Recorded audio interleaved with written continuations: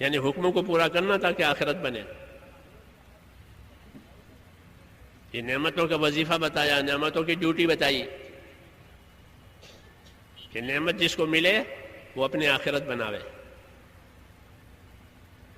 یہ اس لیے نعمت دی ہے تو اس کو یہ ہدایت دی تھی کہ اپنی آخرت بنانا، اپنا حصہ مت بھول جانا. نہیں تو نعمت میں لگا رہے گا اور نعمت سے جو کچھ حاصل کرنا تھا آخرت بنانے سے وہ بھول گیا. کیونکہ جو آخرت کو بھول جاتا، اللہ کو بھول جاتا ہے تو اللہ اس کو سزا دیتے ہیں. جو اللہ تعالیٰ کو بھول جاتا ہے اللہ اس کو سزا دیتے ہیں. کہ کیا سزا دیتے ہیں؟ سزا یہ دیتے ہیں کہ وہ جس طرح اللہ کو بھول گیا ہے اپنے آپ کو بھی بھول جائے گا. اپنے آپ کو بھول جائے گا کہ مجھے کیوں پیدا کیا تھا، مجھے کیا کرنا ہے، میری کیا روش ہونی چاہیے، مجھے کہاں جانا ہے. یہ اپنے آپ کو بھولا ہوا، جیسے نشے والا ہو جاتا ہے. نشے والا اپنے آپ کو بھول جاتا ہے. وَلَا تَكُونُوا كَالَّذِينَ نَسُوا اللَّهَ فَأَنسَاهُمْ أَنفُسَهُمْ. یہ جواب ہے. ایسا نہ بنو کہ اللہ کو بھول جاؤ. اگر اللہ کو بھول جاؤ گے تو اللہ تعالیٰ تمہاری ذاتوں کو تم سے بھلا دیں گے. پھر نشہ چڑھ جائے گا، پھر نعمت کا نشہ چڑھے گا. ہاں، تاجر کو تجارت کا، مالدار کو مالداری کا، زمیندار کو زمینداری کا، عہدیدار کو عہدیداری کا. ہاں، ان میں نشہ ہے. اس نشے سے غرور پیدا ہوگا اور دھوکہ کھائے گا. اس لیے فرماتے تھے کہ نعمت سے بھی چوکنا رہو. دنیا داروں کا ہی طریقہ ہے کہ نعمت کی بڑھوتری میں لگ جاتے ہیں کہ اور بڑھے اور بڑھے اور بڑھے. یہ نہیں کہ یہ مجھے کیوں دیا ہے، یہ نعمت مجھے کیوں ملی ہے، مجھ سے کیا کام لینا چاہتے ہیں. فوجوں کو گاڑیاں دیتے ہیں، سہولتیں دیتے ہیں نا، ہتھیار دیتے ہیں، گھوڑے دیتے ہیں. بہت بڑا خرچہ فوج پر ہوتا ہے ہر حکومت میں. وہ کیوں؟ ان کو سہولت دینے کے لیے کہ نا ان کے ذمے ہے حدود کی حفاظت. اس حدود کی حفاظت کے لیے سارا سامان ان کو دیا ہے. انہیں شکار کرنے کے لیے گھوڑے نہیں دیے، انہیں بندوق شکار کرنے کے لیے نہیں دی ہے، یہ ہوا کھانے کے لیے نہیں دی ہے، کچھ کام کے لیے دی ہے. ایسے ہی بندوں کو اللہ تعالیٰ کی نعمتیں، خاص کر کے ایمان والوں کو، کہ ایمان والوں کو اللہ کی نعمتیں ایمان کے کام کے لیے دی ہے. ان کے ذمے دنیا میں ایمان کا کام ہے. ایمان کے حدود، ایمان کی سرحدیں، ایمان کے حقوق، اس کی حفاظت کرانے کے لیے ان کو یہ دیا ہے نعمتیں. تو میں کہہ رہا کہ دنیا والوں کا طریقہ نعمت کے بارے میں یہ ہے کہ وہ بڑھتی رہے ہاں، اور اس سے اپنی خواہشیں پوری کرتے رہیں. جی ہاں، یہ. اور نبیوں کا طریقہ نعمتوں کے بارے میں کیا ہے؟ کہ نبیوں کا طریقہ نعمتوں کے بارے میں یہ ہے کہ وہ نعمتوں کی بھی قدر کرتے ہیں اور نعمت کے ساتھ ساتھ نعمت دینے والے کی شکر گزاری بھی کرتے ہیں. کہ نعمتوں کو وہاں خرچ کریں گے جہاں نعمت دینے والا راضی ہو جاوے. یہ نبیوں کا طریقہ ہے کہ مجھے نعمت دی ہے اللہ نے تو میں اپنی نعمت سے اللہ تعالیٰ کو راضی کروں گا. یہ نبیوں کا طریقہ. جسے اللہ تعالیٰ نے قارون سے فرمایا وابتغ فیما آتاک اللہ الدار الآخرہ، ہم نے نعمت دی آخرت بنا لے. اس نے نہیں بنائی تو آخرت بھی گئی اور دنیا بھی گئی. یہ خالی قارون کے لیے نہیں ہے، یہ سب کے لیے ہے. قرآن میں اس لیے نازل ہو، قیامت تک پڑھا جائے گا. یہ قیامت تک رہبری ہے قرآن پاک کی. تو نبیوں کا طریقہ نعمتوں کے بارے میں یہ ہے کہ جو نعمت ملے اس نعمت سے نعمت دینے والے کو راضی کرنا ہے. اس کی توفیق مانگتے ہیں کہ اللہ اس نعمت سے میں تجھ کو راضی کر لوں. مسنون دعاؤں میں دعا مانگی ہے. جو دعائیں حضور صلی اللہ علیہ وسلم کی مسنون آئی ہیں اس میں بہت رہبریاں ہیں. خالی وہ دعا نہیں ہے، بہت رہبری ہے کہ نعمت میں کیا کرنا چاہیے. اللہم وما رزقتنی مما احب فجل قوتا لی فیما تحب. یہ دعا مانگیے کہ وہ چیز جو آپ نے مجھے میرے من پسند دی ہے تو آپ کا احسان ہے کہ جو مجھے من پسند تھی وہ چیز ملی. اب مجھے یہ بھی توفیق دے کہ اس نعمت سے مجھے تیری رضامندی میں تیری خوشنودی میں مجھے طاقت ملے، یہ نہیں کہ وہ نعمت مجھے غافل کرے. تو نبیوں کا طریقہ ہم کو سکھایا ہے کیا کہ نعمتوں میں شکر گزار بنو اور نعمت دینے والے کا حق ادا کرو. رسول صلی اللہ علیہ وسلم سے یہ پوچھا گیا کہ آپ تو اللہ کے بخشے بخشائے بندے ہیں، آپ پر کچھ نہیں ہے، سب آپ بخشے بخشائے ہیں، کچھ نہیں ہے آپ پر، پھر بھی آپ اتنی عبادت کرتے ہیں کہ آپ کے پاؤں پر ورم آتا ہے، تو اتنی محنت آپ کیوں کرتے ہیں؟ آپ تو بخشے بخشائے بندے ہیں، معزز بندے اللہ کے. تو کیا جواب دیا؟ یہ جواب دیا کہ افلا اکون عبدا شکورا، تو کیا میں اللہ کا شکر گزار بندہ نہ بنوں؟ جب اس نے مجھ کو اتنی عزت دی ہے کہ مجھے بخشا بخشایا بنا دیا تو میں اس کا شکر گزار بندہ بنوں گا. اس لیے یہ عبادت شکر گزاری میں ہو رہی ہے کہ نعمت دینے والے کا حق ہے. اس لیے اعلیٰ درجے کی اطاعت یہی کہی جاتی ہے، علماء نے لکھا ہے اعلیٰ درجے کی اطاعت کہ شکر گزاری کے ذہن سے کرے کہ اللہ نے مجھے یہ نعمت دی ہے، اس نعمت سے میں وہ کام کروں گا کہ میرا اللہ مجھ سے راضی ہو جاوے. یہ شکر گزار بندے ہیں، یہ ان کا مخصوص ثواب ہے، ان کا مخصوص ثواب ہے کہ اللہ کی نعمتوں پر شکر گزار ہے، کہ مال کو وہاں خرچ کرتے ہیں جہاں اللہ تعالیٰ کا حق ہے. یہ شکر ہے کہ مال کہاں خرچ ہوگا؟ کہ مال وہاں خرچ ہوگا جہاں اللہ تعالیٰ کا حق ہے، یا جہاں اللہ نے کسی کا حق بتایا ہے کہ مال وہاں خرچ ہوگا. یہ کیا؟ یہ شکر گزاری ہے. خوش خوش اپنے مال کو خوش خوش. ایک صحابی کے پاس حضور صلی اللہ علیہ وسلم کا آدمی آیا کہ آپ کے پاس مال ہے، جانور ہوتے تھے ان کے پاس، اونٹ بکریاں، یہ عرب کا مال ہوتا تھا. جیسے اب تو پیٹرول ہے، سونا ہے، وہ پیٹرول سونا اس وقت نہیں تھا. لوگوں کا مال ان کے مویشی اور جانور ہوتے تھے. مال العرب یا الماشیہ یہ کہا جاتا تھا کہ عرب کا مال کہ ان کے جانور ہیں. ہزاروں بکریاں ہوتی تھی، آج بھی ہے. آپ یمن میں جائیں گے، شام میں جائیں گے، ہزاروں بکریوں کا مالک ہے، یہ ان کا مال ہے. سینکڑوں اونٹ ہیں، جنگل میں چرتے ہیں اور ان کے بچے کچے ہوتے ہیں، بڑھتے رہتے ہیں، تو ان پر زکوٰۃ آتی ہے. جانوروں کی زکوٰۃ جیسے سونے چاندی کی زکوٰۃ ہے. اب تو لوگ زکوٰۃ بھی پوری نہیں دیتے. ہاں، زکوٰۃ پوری نہیں دیتے مسلمان. اگر مسلمان اپنی زکوٰۃ پوری ہر مالدار نکالے تو غریبوں کی غریبی دور ہو جاوے، پھر غریبی کا مسئلہ نہ رہے. غریبوں کی غربت کے لیے جتنی حاجت تھی اتنی حاجت اللہ نے واجب کی ہے. ہاں، اتنی حاجت اللہ نے واجب کی ہے، لیکن پوری زکوٰۃ نہیں دیتے. حضور صلی اللہ علیہ وسلم زکوٰۃ دینے کی دعوت دیتے تھے. اس لیے خالی دعوت 5 کاموں کی مت سمجھو. 5 کام، یہ 5 کام تو الف با تا ہے. ہاں، یہ تو الف با تا پرائمری، آگے ہے فائنل. یہ تو ابتدا لوگوں میں رغبت پیدا کرنے کے لیے، آخرت کی فکر پیدا کرنے کے لیے ہے. آگے ہے دین پورا. تو ساتھی بھی دھوکے میں نہ رہے کہ دعوت کمانا کہ اپنے دین کو اپنے عمل میں لانا اور دنیا میں پھیلانا. اور دین اعمال کے مجموعے کا نام ہے. اس میں عبادات بھی ہے، اس میں مالیات بھی ہے، سب چیزیں ہیں اس میں. وہ زندگی میں لانا ہے، خالی پھرنا نہیں ہے. پھرنا بھی اسی لیے ہے کہ بات سمجھ میں آوے، بات کا یقین آوے، خوف آوے، تاکہ صحیح کام کرے. اس لیے اس کو آخری نہیں سمجھنا کہ فائنل ہے. کہ یہ تو مولانا اجاز فرماتے تھے کہ ہمارے قافلوں کی نقل و حرکت یہ تو ہمارے کام کے الف با تا ہیں. یہ فرماتے تھے. ہاں، اس لیے اس کو آخری مت سمجھنا. اور بہت سے فرائض باقی ہیں، اگر وہ پورے نہیں ہوئے تو اس کا جواب دینا پڑے گا، چاہے جماعت والا ہو یا بے جماعت والا ہو.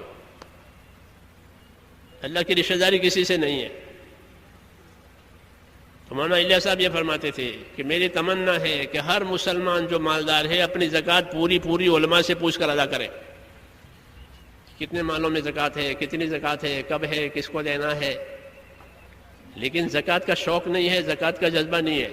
حج بھی بہت کریں گے، عمرے بھی بہت کریں گے، حالانکہ حج پوری عمر میں ایک ہی مرتبہ فرض ہے. حج کتنی مرتبہ فرض ہے؟ کیوں بھائی؟ حج ایک ہی مرتبہ، اور زکوٰۃ ہر سال فرض ہے، ہر سال. تو نفل حج ہوں گے اور فرض زکوٰۃ ادا نہیں ہوتی. یہ جذبے کا نام دین، جذبے کا نام دین نہیں، طریقے کا نام دین. حج کا جذبہ ہے، عمرے کا جذبہ ہے تو ٹھیک ہے، لیکن وہ جو فرائض باقی رہ جاتے ہیں اس کا کیا ہوگا؟ وہ تو اللہ کا حق ہے، اور مسکینوں کا بھی حق ہے. وہ حق تو مارا گیا، عورتوں پر بھی، مردوں پر بھی. اور کتنی کتنی لائنوں کے مالوں کی زکوٰۃ ہے، وہ علماء سے پوچھو. خالی کیش پر زکوٰۃ نہیں ہے کہ بھئی کیش کی زکوٰۃ دے دی، یا کوئی چندے والے آئے تو اس کو دے دیا. یہ بھی غلطی ہے کہ اپنی زکوٰۃ کو، اپنے صدقے کو غریب کی ضرورت سمجھتے ہیں. غریب کی ضرورت نہیں ہے، آپ کی ضرورت ہے.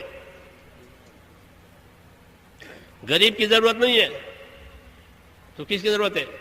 کہ مالدار کی ضرورت ہے. جیسے دھوبی سے کپڑے دھلواتے ہو، دھوبی کی ضرورت نہیں ہے، آپ کی ضرورت ہے. دھوبی سے کپڑے دھلواتے ہیں نا، تو دھوبی کی مدد کے لیے دھلواتے ہو. تو کس کے لیے؟ اپنے لیے. ہمارے کپڑے پاک ہوں گے، اس طرح وہ مال پاک ہو جائے گا جس میں سے زکوٰۃ نکلی. نہیں تو وہ مال ناپاک ہے، اس میں میل ہے، لوگوں کا حق ہے اندر، وہ کھا جاتے ہیں. زکوٰۃ نہ دینے کی وجہ سے اسے کھا جائیں گے. یہ حق ہے اللہ کا. تو عمروں کا شوق، حجوں کا شوق ٹھیک ہے، لیکن ذمہ داری پوری نہیں ہوگی. شوق پورا ہوگا، ثواب ملے گا، میں اسے انکار نہیں کرتا، لیکن زکوٰۃ نہیں دی ہے تو کیا اس کا بڑا عذاب ہے. ہاں، پائی کی زکوٰۃ ایسی واجب ہے جیسے 4 فرض ہے تو ہر رکعت فرض ہے. یہ نہیں کہ 3 رکعت پڑھ لی، ایک رہ گئی تو 4 بھی نہیں ہوئی. زور کی 4 میں سے 3 پڑھے، ایک چھوٹی تو 4 بھی نہیں ہوئی. ہاں، کہ مال کی نعمت ہے، کہ اس میں حق ہے. ایمان تازہ ہوتا ہے تو اس حق کو خوشی خوشی ادا کرے گا. خوشی خوشی. کیوں؟ کہ اللہ نے مجھے مالدار بنایا. اللہ غریب بناتا تو دوسروں کی زکوٰۃ کھانی پڑتی، دوسروں کا صدقہ کھانا پڑتا، دوسروں کی خیرات کھاتا. آج اللہ نے میری حالت اچھی کر دی اور مجھے مالدار بنا دیا تو میں اللہ کا حق ادا کروں. یہ خوش دلی سے زکوٰۃ دیں. یہ کہا گیا خوش دلی سے زکوٰۃ دیں. تو صحابی کے پاس زکوٰۃ وصول کرنے والا آدمی آیا کہ آپ کے جانوروں میں زکوٰۃ واجب ہے. کہ کتنی؟ تو انہوں نے ایک عمر کا جانور بتایا کہ اتنی عمر کا جانور، اتنی عمر کا اونٹ آپ دیں گے. اونٹوں کی زکوٰۃ کا حساب ہے خاص کتابوں میں. تو انہوں نے اونٹوں کی زکوٰۃ کا حساب بتایا کہ اتنی عمر کا اونٹ آپ کے ذمہ واجب ہے، وہ آپ ادا کر دو. تو وہ صحابی کہہ رہے ہیں کہ جس عمر کا اونٹ آپ مجھے بتا رہے ہیں وہ تو چھوٹی عمر کا ہوگا، وہ کیا کام دے گا؟ میری رائے ہے کہ اچھی عمر کی اونٹنی لے جائیے. آج مجھے اللہ نے زکوٰۃ ادا کرنے کا موقع دیا ہے. حضور صلی اللہ علیہ وسلم مجھ سے زکوٰۃ وصول کر کے اپنے پاس تو رکھیں گے نہیں، کسی غریب کو دیں گے. تو اگر آپ اچھی عمر کی اونٹنی لے جاؤ گے تو وہ دودھ بھی دے گی، غریب کے بچے کھائیں گے، اور سواری کا کام بھی دے گی. تو غریب کا کام ہو جائے گا، سفر میں بھی اور حضر میں بھی. کہ گھر پر ہوگا تو دودھ پیے گا، سفر پیش آئے گا تو وہ سواری کرے گا.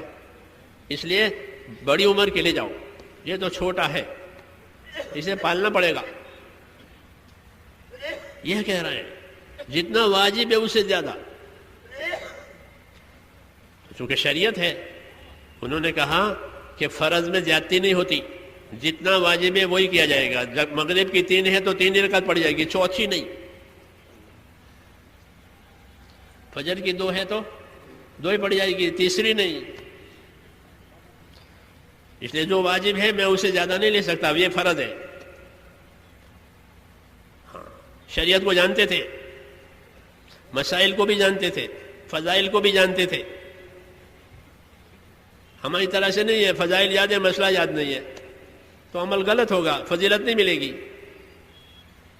فضیلت اس وقت ملے گی کہ جب عمل کو صحیح کرے، اور عمل صحیح کرنے کے لیے مسائل جاننا ضروری ہے. پھر مسائل اور فضائل دونوں جمع ہو جائیں گے کہ عمل بھی صحیح ہو گیا، پوری فضیلت ملے گی. مولانا یوسف صاحب اس کی تاکید کرتے تھے کہ اپنی عبادت میں مسائل فضائل جمع کرو. اب وہ بات نہیں کہی جاتی، اس لیے لوگ مسائل سے بھی خبر ہے، عمل الٹے سیدھے ہوتے ہیں. وہ مسائل سے واقف تھے کہ میں زیادہ نہیں لے سکتا، یہ فرض ہے. فرض میں زیادتی کرنے کا حق بھی نہیں، کم کرنے کا بھی حق نہیں. نصیبا مفروضہ، ایک حصہ ہے مقرر کیا ہوا، اس میں کم زیادہ نہیں، اس لیے میں زیادہ نہیں لے سکتا. کہ میں خوشی سے دے رہا ہوں، کوئی زور زبردستی آپ کی طرف سے نہیں ہے. میں تو اللہ کے شکر میں دے رہا ہوں، آج مجھے اللہ نے مال دیا، اور آج اللہ کے نبی کا آدمی میرے پاس زکوٰۃ وصول کرنے آیا، یہ میری سعادت ہے. اس نے کہا پھر بھی نہیں.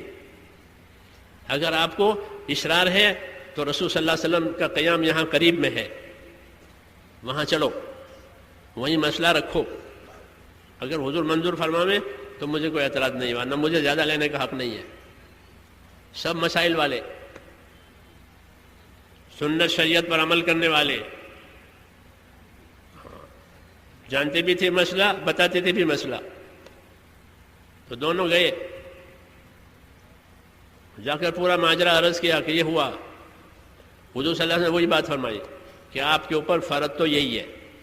کیوں کہ نبی کو بھی فرض گھٹانے بڑھانے کا حق نہیں ہے، وہ تو اللہ کی طرف سے آتا ہے.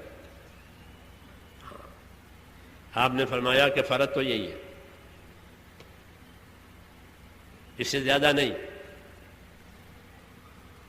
کہ میں خوشی سے پیش کرتا ہوں تو فرمایا ٹھیک ہے ہم قبول کرتے ہیں، مگر یاد رکھو فرض وہی ہے جو بتایا ہے. تمہارے اخلاص کی وجہ سے ہم اس کو قبول کر لیتے ہیں. آپ نے قبول فرمایا اور دعا دی. یہ مخلص کہلاتے ہیں اپنے مال میں، اپنے نعمتوں میں. یہ ایمان کی بات ہے کہ ایمان تیار ہوتا ہے تو اپنی ذمہ داری پوری کرنا خوشی خوشی. اللہ نے مجھے موقع دیا ہے، تو یہ نبیوں والا طریقہ ہے کہ اپنی نعمتوں میں نعمت دینے والے کا حق ادا کرنا، اور خوشی خوشی کہ مجھ کو اللہ نے موقع دیا ہے. تو حضور صلی اللہ علیہ وسلم ورم آنے والی نماز پڑھ رہے ہیں، شکر میں پڑھ رہے ہیں کہ مجھے بخشا بنایا اللہ نے، اس لیے اب اس کی عبادت ایسے کروں گا کہ وہ مجھ سے راضی ہو جائے. داؤد علیہ السلام کو بادشاہ بنایا اللہ نے. داؤد علیہ السلام، سلیمان علیہ السلام، باپ بیٹے دونوں بادشاہ ہیں، اور بادشاہت بھی دونوں کی عجیب ہے. سلیمان علیہ السلام کی بادشاہت مشہور ہے کہ اللہ تعالیٰ نے پوری دنیا پر ان کو بادشاہت دی، جناتوں پر، پرندوں پر، ہواؤں پر. ایسی بادشاہت کسی کو نہیں ملی. داؤد علیہ السلام ان کے باپ ہیں، اللہ نے ان کو بادشاہ بنایا. بنی اسرائیل کا ایسا بادشاہ کوئی نہیں بنا، نبی بھی ہیں اور بادشاہ بھی ہیں. اور بنی اسرائیل کے ایسے بادشاہ ہیں کہ سارے بنی اسرائیل ان کی بادشاہت پر متفق ہو گئے تھے، ورنہ بنی اسرائیل کبھی نبیوں پر متفق نہیں ہوتے. ہمیشہ نبیوں سے کھینچتان ان کی رہتی ہے. بنی اسرائیل کی نبیوں سے کھینچتان، اپنے نبیوں سے. نبی بھی انہی کے قوم کے ہوتے تھے، اپنے نبیوں سے کھینچتان کرتے رہتے تھے، پھر اس کی سزا بھی پاتے رہتے تھے. داؤد علیہ السلام کی بادشاہت کا نمبر آیا تو بنی اسرائیل متفق ہو گئے آپ کی بادشاہت پر. یہ کتابوں میں لکھا ہے. تو داؤد علیہ السلام کو بادشاہت دی اور نعمتیں دی. تو ان نعمتوں کے جواب میں وہ کیا کرتے تھے؟ حدیثوں میں ہے کہ داؤد علیہ السلام پر زبور نازل ہوئی ہے، زبور کی تلاوت کرتے تھے، زبور کی تبلیغ کرتے تھے، اور ایک دن روزہ رکھتے تھے، ایک دن افطار کرتے تھے، ایک دن روزہ رکھتے تھے، ایک دن افطار کرتے تھے، اور راتوں کی عبادت کے لیے اوقات اور گھڑیاں مقرر کر رکھی تھی، اس گھڑی میں سونا، اس گھڑی میں اٹھنا، عبادت کرنا. کیوں؟ نعمتیں بہت ہیں، اور اللہ کا تقاضا بھی تھا کہ نعمتیں بہت دی ہے. اعملوا آل داؤد شکرا وقلیل من عبادی الشکور. اے داؤد کے خاندان والو، اپنی کارگزاریاں شکر والی بناؤ. قرآن پاک پڑھیں آپ، رہبری کرے گا. یہ سب ہمارے لیے رہبریاں ہیں. اعملوا آل داؤد شکرا، اے داؤد کے خاندان والو شکر والی کارگزاری بناؤ. کیوں؟ نعمتیں بہت ہیں. قلیل من عبادی الشکور، یہ شکایت ہے، میرے بندوں میں شکر گزار بہت تھوڑے. یہ فرمایا. یہ رپورٹ اللہ کی ہے. کس کی؟ سرکاری. ہاں، سرکاری رپورٹ کہ میرے بندوں میں شکر گزار بہت تھوڑے. شیطان جب مردود ہوا اور اللہ نے اسے نکالا تو وہ یہ کہہ کر اترا ہے وہاں سے کہ میں تیرے بندوں کو ایسے بہکاؤں گا کہ تیرے شکر گزار تھوڑے رہ جائیں گے. وَلَا تَجِدُ أَكْثَرَهُمْ شَاكِرِينَ. یہ سب نصوص ہیں، قرآن کی آیتیں ہیں، ہدایتیں ہیں ہم کو چوکنا کرنے کے لیے. یہ دعوت اسی لیے ہے، یہ محنت اسی لیے ہے کہ یہ چیزیں زندگیوں میں آویا وہ زندہ ہو جائیں. تو شیطان نے یہ اللہ کا، اس کو چیلنج کہتے ہیں، اللہ کے سامنے چیلنج پھینکا تھا مجھ کو. ہاں، یہ اس کی جرت ہے. مردود کرنے کے بعد اس نے یہ کہا کہ میں آدم کی اولاد کو ایسا بہکاؤں گا، ان کے مالداروں کو اسراف میں ڈالوں گا. کس میں؟ ہاں، کہ مال والے اسراف کریں گے اور اسراف سے تبذیر پر جائیں گے. اسراف کہتے ہیں ضرورت سے زیادہ خرچ کر دینا. 5 روپے میں کام بنتا ہے پھر بھی 15 روپے لگائے، یہ اسراف کہلاتا ہے. ضرورت تو تھی لیکن 5 سے پوری ہو جاتی تھی، لیکن 15 اور 10 اور بڑھا دیے. شوق، 5 کی ضرورت 15 سے پوری کرنا، اسے کہتے ہیں اسراف. یہ شیطان نے چلایا ہے. حدیثوں میں ہے کہ مالداروں کو اسراف سکھایا. جب ان کے مالوں میں اسراف آئے گا تو ان کے مالوں کی برکت اٹھ جائے گی. کہ یہ مسرف ہیں، اللہ اسراف کرنے والوں کو پسند نہیں کرتا، کہ یہ ضرورت سے زیادہ خرچ کرتے ہیں. پھر ایک بدی دوسری بدی پر لے جاتی ہے، ایک نیکی دوسری نیکی پر لے جاتی ہے. یہ قاعدہ ہے. میری بات سمجھ رہے ہیں نہیں؟ الحسنات اخوات والسیئات اخوات، یہ کتابوں میں لکھا ہوا ہے کہ نیکیاں آپس میں بہنیں ہوتی ہیں اور بدیاں بھی آپس میں بہنیں ہوتی ہیں. یہ مثال کے طور پر سمجھایا ہے کہ الحسنات اخوات والسیئات اخوات، یہ نیکیاں بہنیں ہیں اور بدیاں یہ بھی بہنیں ہیں. ایک بہن سے رشتہ ہے، ایک بہن نکاح میں ہے تو ظاہر بات دوسری بہن ملنے کے لیے آئے گی کہ یہاں میری بہن ہے. ہوتا ہے. ایک بدی سے رشتہ ہو گیا ہے، دوسری بدی اس کی بہن ہے، وہ بھی آئے گی. تو ایک گناہ میں تھا دوسرا گناہ جائے گا. ایک نیکی پر تھا دوسری نیکی آئے گی. کہ آدمی نے وضو کیا ہے تو 2 رکعت تحیۃ الوضو پڑے گا. یہ ایک نیکی وضو کی تھی، وہ نیکی تحیۃ الوضو پر لے گئی. سنت ہے کہ وضو کیا ہے 2 رکعت نماز پڑھ لو. وضو کا حق یہی ہے کہ 2 رکعت سنت، 2 رکعت تحیۃ الوضو پڑھے. تو ایک نیکی کی تھی وضو، تو وہ دوسری نیکی پر لے گیا، یعنی تحیۃ الوضو پڑھے. تحیۃ الوضو پڑھنے کے بعد دعا مانگے گا، یہ تیسری نیکی ہوئی. یہ تیسری نیکی ہوئی وضو بھی کیا، 2 رکعت بھی پڑھی، دعا بھی مانگی، کچھ اور بھی کرے گا. یہ علماء نے لکھا ہے نیکیاں بہنیں ہوتی ہیں، اس لیے نیکی سے رشتہ جوڑو، تو وہ بہنیں اس کی آتی رہے گی ملنے کے لیے دیر سویر. اور گناہ سے اور بدی سے رشتہ جوڑا کہ اس کی بہنیں ہیں وہ بھی آئے گی. تو اسراف زندگیوں میں آیا کہ ضرورت سے زائد خرچ کرنا، کہ اس کی بہن دوسری ہے، وہ کیا؟ تبذیر. ان المبذرین کانوا اخوان الشیاطین، یہ تبذیر ہے. بغیر ضرورت کے مال خرچ کرنا، شوق میں، کوئی ضرورت نہیں ہے، شوق ہے بس، وہ مال دیا ہے تو شوق میں، کہ یہ راستہ شیطان نے کھولا ہے تاکہ اللہ کی شکر گزاری نہ ہو. نبی نے وہ راستہ کھولا تھا کہ کوئی اسراف نہ کرے، مال کو نعمت سمجھ کر خرچ کرے، حق پر خرچ کرے، حق ادا کرے، وہ خیر کماوے، حکم پر لگاوے، حق پر لگاوے. اس نے کہا ٹھیک ہے، نبی کو کہنے دو، میں ایک راستہ دوسرا کھولتا ہوں. چنانچہ آج اسراف ہے دنیا میں، بازاروں کو دیکھ لو، ہاں، شادیوں کو دیکھ لو، کھانوں کو دیکھ لو، کپڑوں کو دیکھ لو، سواریوں کو دیکھ لو، ہاں، یہ سب. اور یہ ہم میں ہے، مسلمانوں میں. اس نے ہماری مالی حالت کمزور کر دی ہے.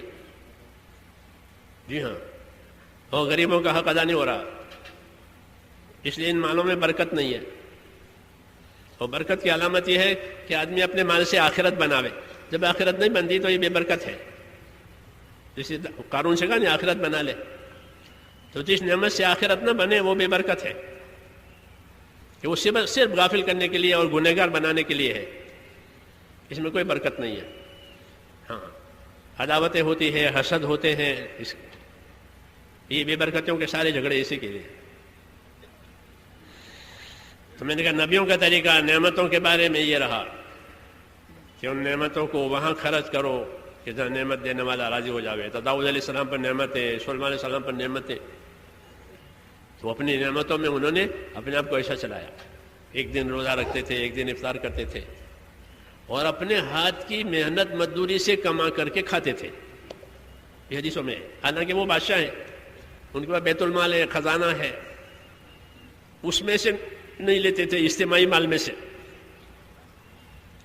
اجتماعی مال میں سے نہیں لیتے تھے، اپنے ہاتھ سے کما کر کھاتے. لوہے کا کام کرتے تھے داؤد علیہ السلام. زکریا علیہ السلام لکڑی کا کام کرتے تھے، داؤد علیہ السلام لوہے کا کام کرتے تھے. لوہے سے لوہے کی چیزیں بناتے تھے، اسے جو آمدنی آتی تھی اس سے کھاتے تھے. حدیثوں میں کان یاکل بعمل یدہ، اپنے ہاتھ کی محنت مزدوری سے داؤد علیہ السلام کما کر کے کھاتے تھے. ہاں، مال ان کے پاس ہے، خزانے ان کے پاس ہے، چابیاں ان کے پاس ہے، اجتماعی مال اس سے نہیں لیتے تھے، اپنے ہاتھ کی محنت مزدوری سے کما کر کھاتے تھے. اور ایک دن روزہ، ایک دن افطار، اور راتوں کی گھڑیوں میں عبادت، زبور کی تلاوت، زبور کی تبلیغ، یہ سب. رسول صلی اللہ علیہ وسلم فرماتے تھے کہ داؤد اپنے زمانے میں خدا کا بہت بڑا عبادت گزار بندہ تھا. حدیثوں میں یہ سب میرے بھائیوں سبق ہے. یہ کہ نعمتوں میں کیسے رہنا ہے، کہ نعمتوں میں شکر گزار بننا ہے. اور شکر گزاری کا مطلب کہ اس کا حق ادا کرنا ہے، کہ مجھ کو اللہ تعالیٰ نے یہ دیا ہے تو پوچھو اس میں اللہ تعالیٰ کا کیا حق ہے. دنیا دارالحقوق ہے اور آخرت دارالأجور ہے. یہ ترتیب ہے اللہ کی کہ دنیا کو اللہ نے حقوق کی جگہ بنایا ہے. یہاں حقوق واجب ہوتے ہیں، جتنے تعلقات اتنے حقوق، جتنے تعلقات اتنے حقوق. تو دنیا حقوق واجب کرنے کی جگہ ہے، یہاں حقوق آئیں گے. اس کا حق ہے، اس کا حق ہے، اس کا حق ہے. سب سے پہلے اللہ کا حق ہے، اس کے رسول کا حق ہے، اس کی کتاب کا حق ہے. پھر آپس کے حقوق ہیں. تو دنیا حقوق ادا کرنے کے لیے بنی ہے. اللہ کے حقوق تھوڑے ہیں، بندوں والے حقوق زیادہ ہیں. اللہ کے حقوق 25% اور بندوں والے حقوق 75%. یہ ترتیب ہے. یوں مل کے 100. اللہ نے آسانی کی ہے، زیادہ حقوق اپنے رکھے نہیں. کیوں؟ اس کے بندے کمزور ہیں، وہ پیدا کرنے والا ہے. خلق الانسان ضعیفا، یہ کمزور پیدا ہوا ہے بندہ، تو اپنے حقوق کا بوجھ کم کر دیا. یرید اللہ بکم اليسر ولا یرید بکم العسر. اللہ کا ارادہ تمہارے ساتھ آسانی کا ہے، دشواری کا ارادہ ہی نہیں ہے. یہ فرمایا،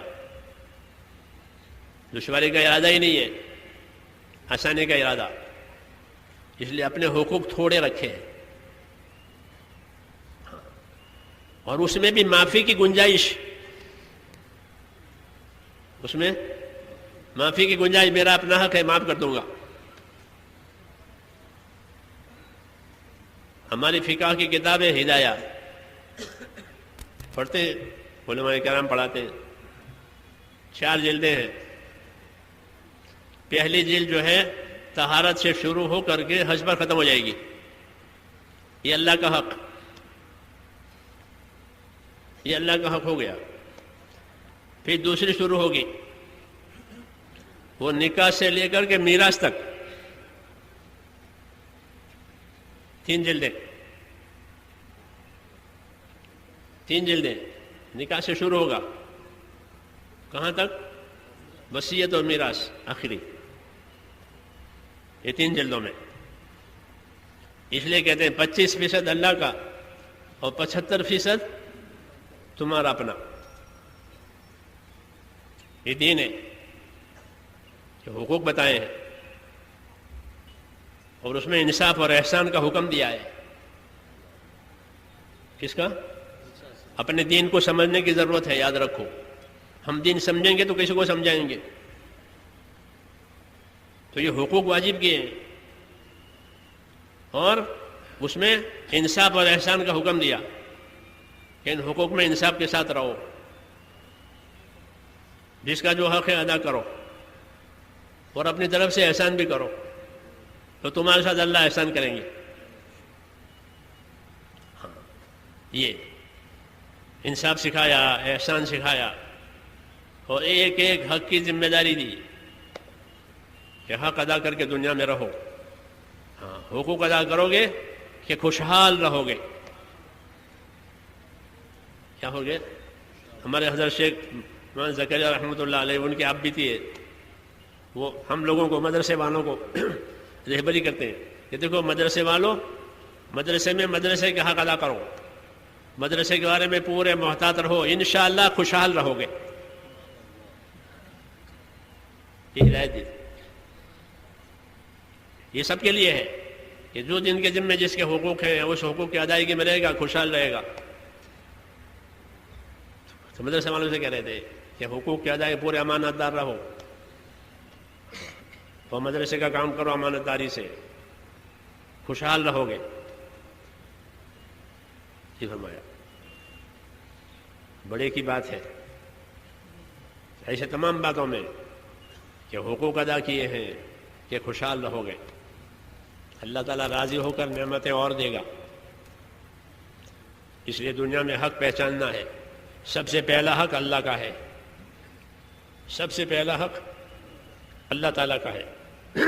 اس کی عبادت کا حق ہے کہ ایمان لا کر اللہ کی عبادت کرنی ہے، جان مال کو حکموں پر لگانا ہے. مالی عبادتیں، جانی عبادتیں یہ اللہ نے فرض کی ہے کہ یہ پوری پوری ادا ہو جاوے. حضور صلی اللہ علیہ وسلم فرائض کی دعوت دیتے تھے، نمازوں کی، زکاتوں کی، روزوں کی، حجوں کی، کہ اللہ کا حق ہے. اسے سیکھ کر اور یاد کر کے یہ عبادتیں ادا کی جائے گی. یہ اللہ کا حق ہے سب سے پہلے. معاذ ابن جبل سے حضور صلی اللہ علیہ وسلم نے فرمایا معاذ آپ کو معلوم ہے اللہ کا کیا حق ہے؟ کہ میں کیا جانوں، اللہ رسول بتائیں گے کہ اللہ کا حق یہ ہے کہ اسی کی عبادت کی جائے گی، اس کے ساتھ کسی کو شریک نہیں کیا جائے گا. یہ پہلا حق ہے کہ مسلمانوں کے مال، مسلمانوں کی جانیں سب سے پہلے اللہ پر لگے، اس کی عبادت پر، اس کے کلمے کو پھیلانے پر. یہ اللہ کا حق ہے کہ عبادت جب زندہ ہوگی جب اس کا کلمہ بلند ہوگا. یہ کلمے کے ارکان ہیں، نماز روزہ زکوٰۃ کلمے کے ارکان ہیں. اگر کلمہ بلند ہوا، دین بلند ہوا تو ارکان زندہ ہو جائیں گے، اور دین بلند نہیں ہوا تو ارکان مٹ جائیں گے. ہاں امت میں جہالت پھیل جائے گی، یہ برسوں نماز نہیں پڑھی ہے، جماعت میں پھر وہ پتہ چلے گا ایسے بھائی ملیں گے ہمارے برسوں نماز نہیں پڑھی ہے، برسوں قرآن نہیں پڑھا. ہمارا ایک ملنے والا تھا، انتقال کر گیا، زمیندار آدمی، اپنی زمینوں میں مست ہے. تبلیغ والے جاتے تھے، ملاقاتیں کرتے تھے تو ان پر خفا ہوتے تھے کہ یہاں روزانہ آتے ہو، رہبر کو دھمکاوے، یہاں لوگوں کو لاتا ہے. وہ زمانے کے ساتھی بھی بہت پکے ہوتے تھے کہ کوئی دھمکاوے، کوئی کچھ کہے، اپنا کام کریں گے چھوٹا بنا کر. کیسا بنا کر؟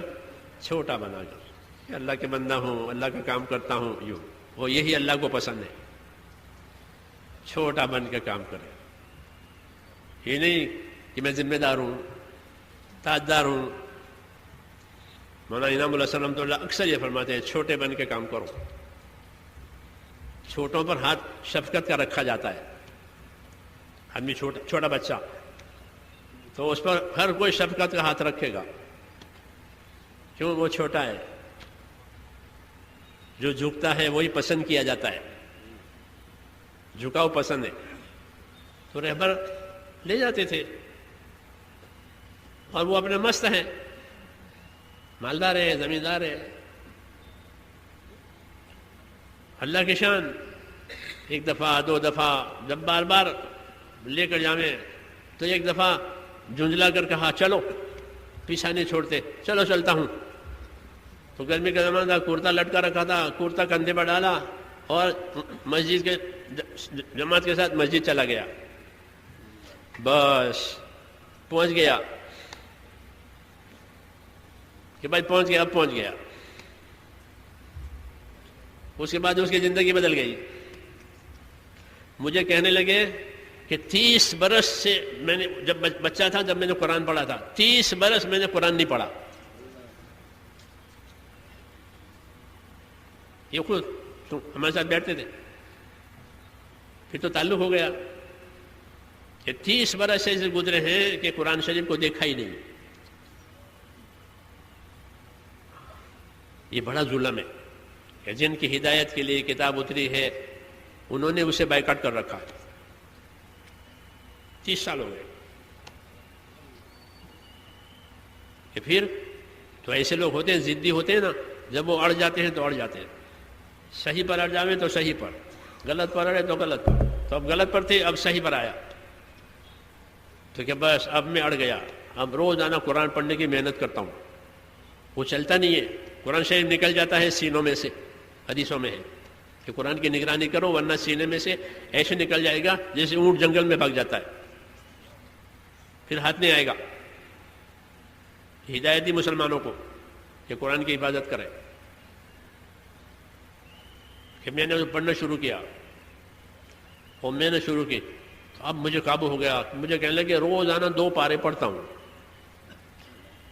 ہر مہینے میں 2 ختم ہوتے ہیں. پھر اپنے بیٹے کو حافظ بنایا، پھر بیٹے کو عالم بنایا. ہاں اپنی نگرانی میں ان کو سبق یاد کراتے تھے، سبق میں یاد کراؤں گا اور حافظ صاحب کو سنانا. تو ایسے برس گزر جاتے ہیں جہالت کی وجہ سے کہ نماز نہیں ملتی، تلاوت نہیں ملتی. ہاں کیوں؟ جہالت میں کھو جاتے ہیں. اس لیے اللہ کا حق پہلا، اللہ کا حق پہلا کہ اللہ کی عبادت کا حق ہے اور جان مال کے اس لیے دی ہے اللہ نے کہ اس سے اللہ تعالیٰ کا حق ادا کیا جائے، اس کے کلمے کو پھیلانے پر سب سے زیادہ جان مال لگے۔ یہ مسلمان کی جان مال کا پہلا حق ہے کہ وہ اللہ کے کلمے کو بلند کرنے کے لیے اپنی جان مال لگاوے، تاکہ کلمہ بلند ہوگا تو ارکان زندہ ہوں گے، نمازیں، روزے، زکوٰۃ، حج، اور اس کو صحیح کرنے کے لیے علم یہ لوگوں میں آئے گا، نہیں تو علم کے بغیر عبادت کیسے صحیح ہوگی؟ اس لیے مسلمان کے مال میں سب سے پہلا حق اللہ کے کلمے کو پھیلانا، یہ صحیح ترتیب ہے کہ مسلمانوں کو جو کچھ دیا گیا ہے وہ دین کے لیے دیا گیا ہے۔ جس میں نے کہ فوجوں کو، پولیسوں کو جو سامان دیا جاتا ہے وہ ملک کے لیے دیا جاتا ہے، ان کی ذاتی کام کے لیے نہیں دیا جاتا، ان کے ذاتی کام کو ان کو تنخواہ دیتے ہیں، ورنہ یہ سارا سامان وہ ملکی حقوق کے لیے دیے، ان کے ذمہ حقوق ہے، فوج کے ذمہ خارجی، پولیس کے ذمہ داخلی۔ ایسے ہی امت کو اور ایمان والوں کو جو مال ملا ہے، جو صلاحیتیں ملی ہیں، اور جو طاقتیں ملی ہیں، وہ اللہ کے کلمے کے لیے ملی ہے۔ یہ پہلا حق ہے کہ اپنی جان مال سے اپنے کلمے کو پانی پہنچاؤ، اپنے دین کو پانی پہنچاؤ، یہ تقاضا ہے اللہ کا، تاکہ کلمہ بلند ہو، ارکان اسلام زندہ ہو، زمین پر اللہ کی عبادت ہو، اللہ کے حقوق ادا ہو۔